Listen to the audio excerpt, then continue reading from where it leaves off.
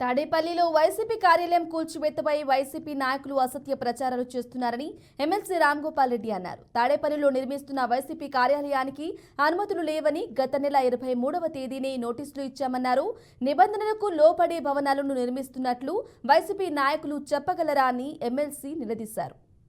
జగన్మోహన్ రెడ్డి గారు ఇక్కడ ఉన్నారు. గతంలో చంద్రబాబు నాయుడు గారు ఒక మాజీ ముఖ్యమంత్రిగా ప్రతిపక్ష నేతగా రాష్ట్రంలో పర్యటించేటప్పుడు మీరు ఏ విధంగా భద్రత కల్పించారు? జగన్మోహన్ రెడ్డి గారు పులివెందులకు వచ్చినప్పుడు ఎంత పోలీసు భద్రత కల్పించారో మీరే గమనించి ఉంటారు. పులివెందుల ప్రజలు గమనించి ఉంటారు. రాయలసీమ ప్రాంత ప్రజలందరూ కూడా గమనించి ఉంటారు. బ్రహ్మాండంగా ఆయనకి ఎలాంటి ఇబ్బంది జరగకోకుండా విస్తృతమైన పోలీసు బందోబస్తు ఏర్పాటు చేసి ఆయన ఒక పార్టీకి అధ్యక్షుడు మాత్రమే, రాష్ట్ర ప్రతిపక్ష నేత కాదు. నేను ఒక శాసన మండలి సభ్యుని, ఆయన శాసనసభ్యుడు. ఆయన కంటే నేనే ఎక్కువ. ఇప్పుడు ఆయన ప్రతిపక్ష నేత కూడా కాదు. శాసనసభ్యుని కంటే శాసన మండలి సభ్యుడే ఎక్కువ స్థానంలో కంటే జగన్మోహన్ రెడ్డి కంటే నేనే ఎక్కువ.